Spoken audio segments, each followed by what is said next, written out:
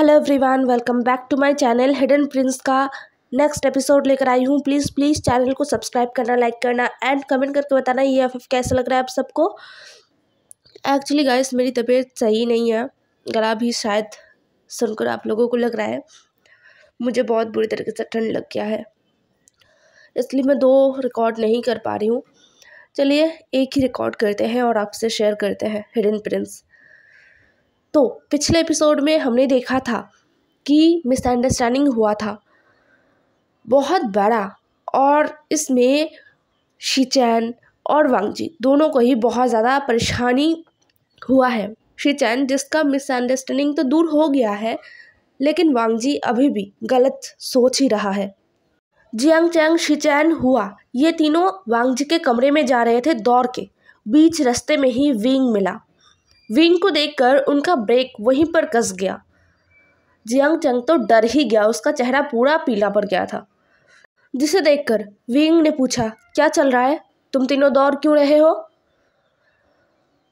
Jiang चंग हकलाने लगा। उसने कहा, भाई कुछ भी तो नहीं, हम सब बस वांगजी के कमरे में जा रहे थे और कुछ नहीं।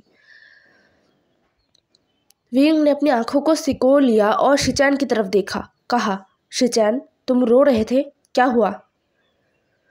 ये कहते हुए वो शिचैन के करीब आए और शिचैन के सर पर हाथ रखते हुए कहा, शिचैन, क्या चिंग ने तुमसे कुछ कहा? मुझे बताओ।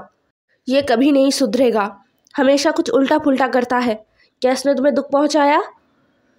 शिचैन, जो अभी रो तो नहीं रहा था, लेकिन उसकी आंखों में ना एक अलग ही था, मतलब आंखों में आंसू थे अभी भी, और पूरा लाल हो गया था आंखें, नाक, गाल। शिचैन ने मुस्कुराया और कहा, नहीं नहीं ब्रदर, ऐसा कुछ नहीं है, वो मुझे बस थोड़ा गलतफहमी हो गया था। विंग ने अपने आंखों को सिकोड़ लिया और बोला, गलतफहमी? क्या हुआ है? मैं देख रहा हूँ, हुआ भी रोया था। क्या हो रहा है, तुम सब रो क्यों रहे हो? सच सच बताओ अचिंग।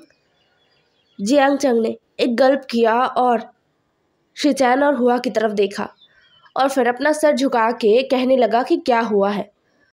विंग ने पूरा सुना और उसका चेहरा एकदम शॉक्ड से भर गया। फिर उसे लगा कि सच में ये बहुत बुरा है।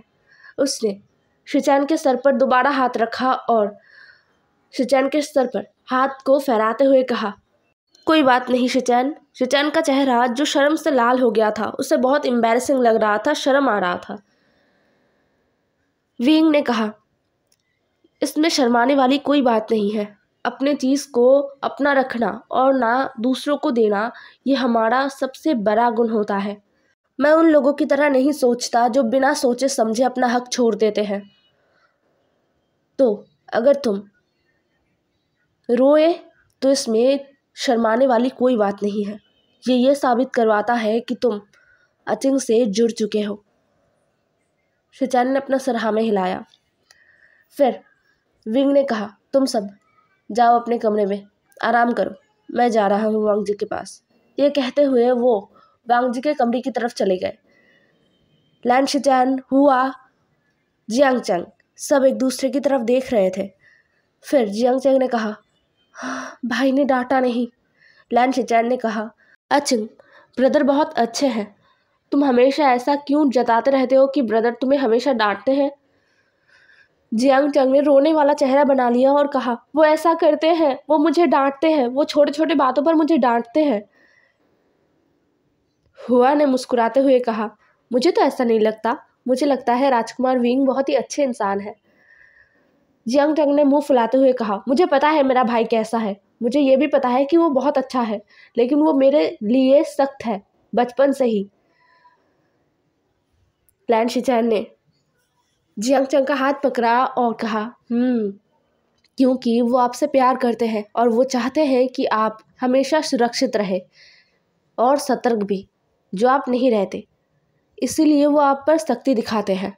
ये कहते हुए लैन शिचैन जियांग चंग को उनके कमरे की तरफ लेकर गया।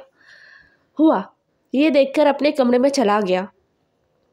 दूसरी तरफ वांगजी जो बिस्तर पर लेटा हुआ था, वो सो गया था रोते रोते, लेकिन अब वो दोबारा उठ गया है और उसको बहुत ज़्यादा बुरा महसूस हो रहा है। उसे रोना तो आ रहा है, लेकिन उसके आंसू अब बाहर नहीं आ रहे। क्योंकि वो बहुत ज़्यादा रो चुका है, इसलिए उसके आंसू अब आ ही नहीं रहे बाहर। उसका चेहरा पूरा फूल गया है, उसके आँखों में नीचे गड्ढे पड़ गए हैं क्योंकि रात को वो सो नहीं पाया था। वांग जी के कमरे का दरवाज़ा, जहाँ पर कुछ गार्ड्स थे, उन्होंने नॉक करते हुए कहा, महाराज विंग आए हैं, राजकुमार लैन। यह सुनकर वांग जी बैठ गया एकदम। फिर एक सर्वेंट ने पूछा, क्या वो अंदर आ सकते हैं? वांग जी अपने कपड़े को सही करता है, अपने क्लोथ को अच्छे से देखता है और कहता है हाँ।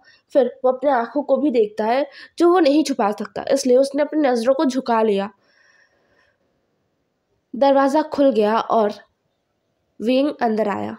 अंदर आते आते विंग ने वांग जी का चेहरा देखा और उसे ना अजीब सा दर्द हुआ।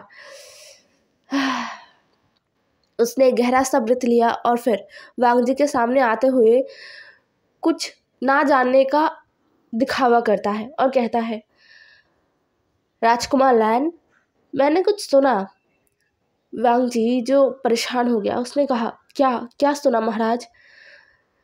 विंग जो वांग जी के बालकनी की तरफ जाते हुए कहता है, वो हाँ, मैंने सुना कि आपका शादी तय हुआ है। यह सुनकर वांग जी को दोबारा रोना आया। वांग जी इस इंसान के मुंह से ये तो कभी नहीं सुनना चाहता था। वांग जी ने अपने आंखों को बंद कर लिया।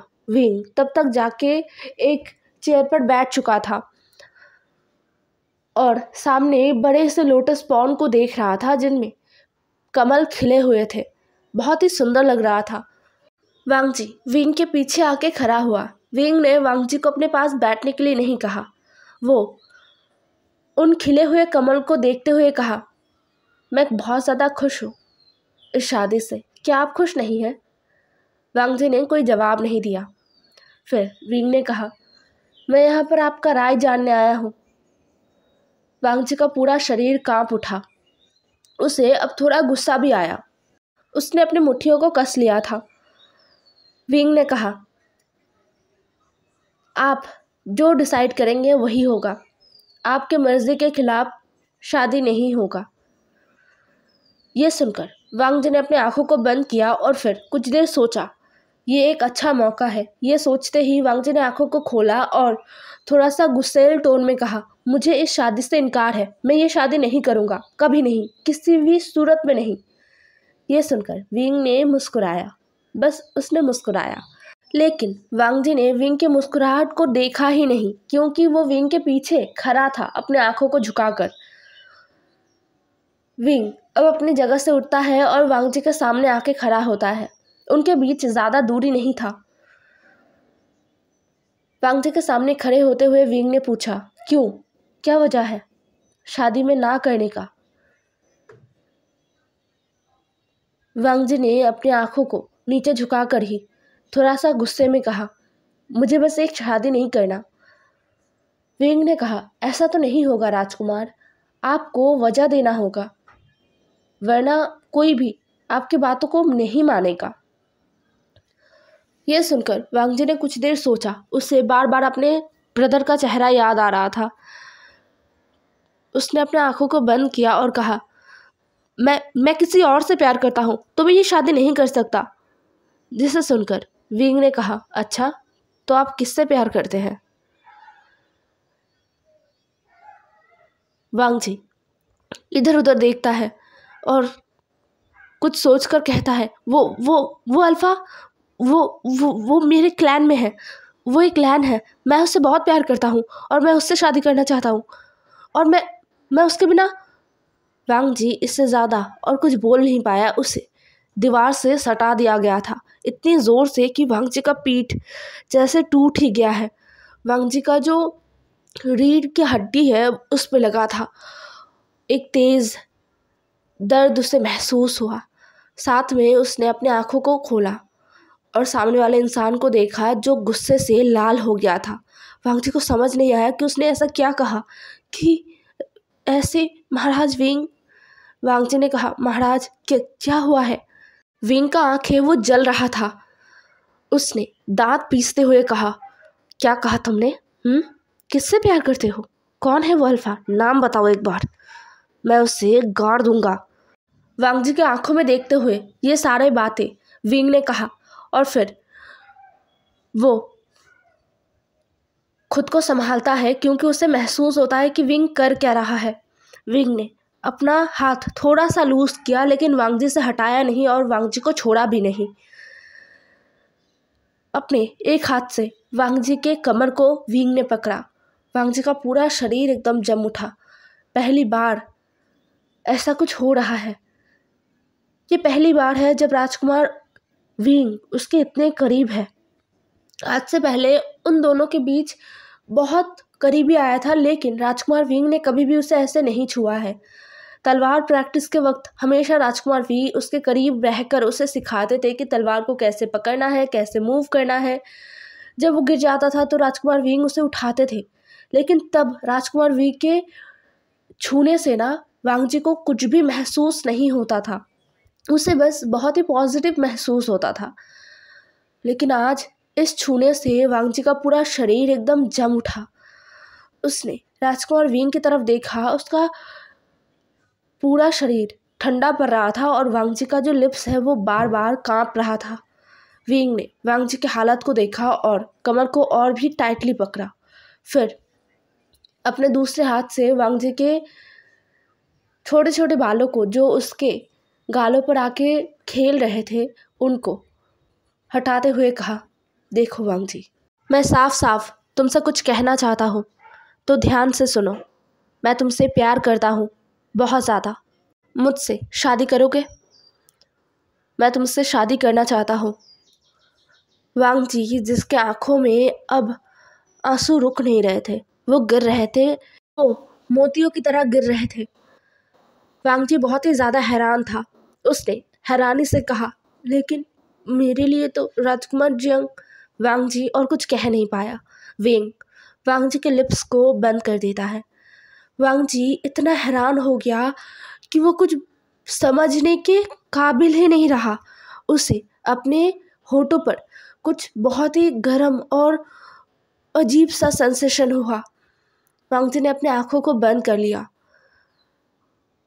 लगभग कुछ देर ये सेंसेशन महसूस करने के बाद जब ये होना बंद हुआ तब वांग जी ने धीरे धीरे अपने आंखों को खोला और देखा राजकुमार उससे थोड़े से दूर है और राजकुमार का हाथ वांग जी के लिप्स के ऊपर है जो वो पोंछ रहे थे।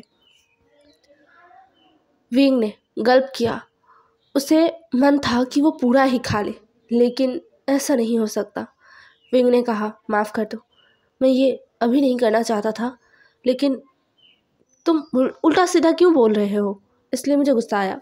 मुझे पता है वांग जी, मेरा छूना तुम्हें अच्छा नहीं लगा। चिंता मत करो, शादी के बाद जब तक तुम मुझसे प्यार नहीं करते, खुद से मेरा ना होना चाहो, तब तक मैं तुम्हें नहीं छूऊंगा। और हाँ, मेरे लिए ही तुम्हारा रिश्ता गया है। मतलब मैंने ही तुमसे शादी करने का प्रस्ताव रखा है और तुम्हारे अंकल ने उसे मान लिया है। वांग जी का दिमाग ये सब कुछ एक साथ हैंडल नहीं कर पा रहा था लेकिन जब विंग ने कहा कि उसने रिश्ता भेजा है, जियांग चंग ने नहीं, तो वांग जी खुश हो गया। वो इतना खुश हो गया कि वो सब कुछ भूल के विंग के सीने पर एकदम लिपट गया। इतने ज़ोर से उसने विंग को गले लगाया कि विंग 2 कदम पीछे हट गया क्योंकि वो इसके लिए तैयार नहीं था। फिर विंग ने भी उसे गले लगाया वापस से। वांग जी हंसते हुए कहता है, मुझे पता था कि ऐसा कुछ नहीं हो सकता। मैंने कुछ बुरा नहीं किया और ब्रदर जियांग वो तो बहुत ही अच्छे इंसान है, वो ऐसा नहीं कर सकते। मुझे पता था कुछ तो गड़बड़ हो रहा है। मैं बहुत डर गया था। मैं बिल्कुल भी बुरा इंसान नहीं हूँ। मैं अपने ब्रदर को, अपने शिचन गगा को कैसे धोखा दे सकता हूँ? मैं उनके घर को कैसे तोड़ सकता हूँ? मैं इतना बुरा भाई नहीं हूँ। यह सुनकर विंग को बहुत गुस्सा आया। वांग जी ने ये सब सोच लिया था लेकिन वो समझ सकता है इसलिए वो वांग जी के सर को सहला रहा था और बोल रहा था। शिचैन भी बहुत ज़्यादा ही अपसेट है, उसे भी बहुत बुरा लग रहा है। वो आ रहा था लेकिन लगता है वो बहुत रोया है, इसलिए मैंने उसे आने से मना किया। तुम दोनों थोड़ा सा शांत हो जाओ, फिर एक दूसरे से मिलना, क्योंकि जब भी मिलोगे तब तुम दोनों फिर से रोओगे। जिसे सुनकर वांग जी ने बस अपना सर हाँ में हिला दिया। फिर कुछ देर बाद विंग ने कहा, वैसे राजकुमार लान, शादी से पहले इतना करीब आना, मतलब मेरे बारे में भी थोड़ा सा सोचना चाहिए आपको। मेरा पूरा शरीर, फिलहाल आप इसके लिए बहुत ही ज़्यादा छोटे हैं, आप इसे संभाल नहीं पाएंगे। ये सुनकर वांग जी को पता नहीं क्यों बहुत ही ज़्यादा शर्म आ गया।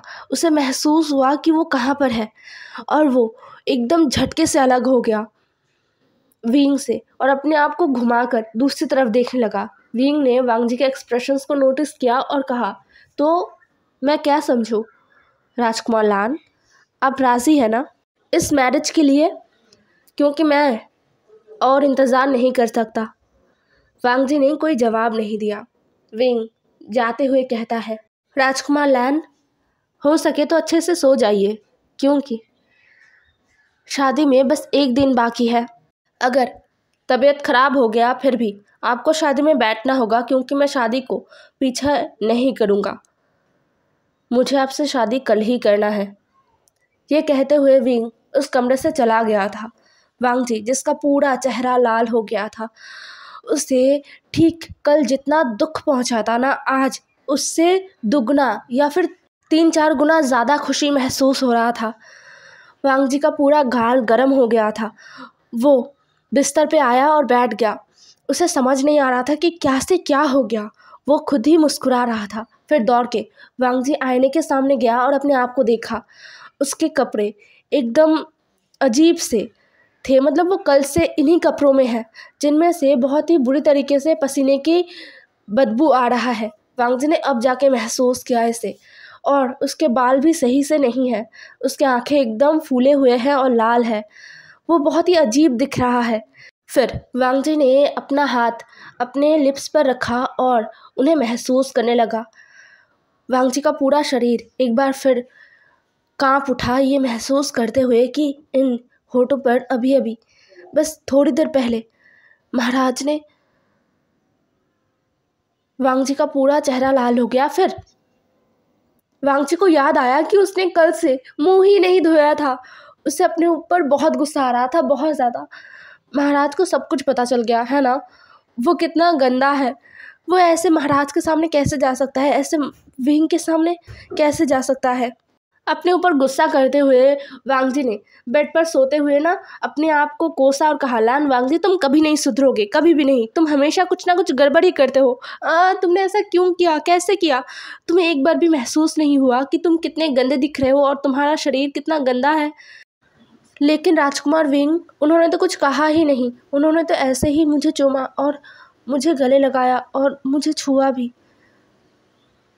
वो जब मेरे करीब आ रहे थे तब उन्होंने सब कुछ महसूस किया, लेकिन उनके चेहरे पर कोई शिकन नहीं था।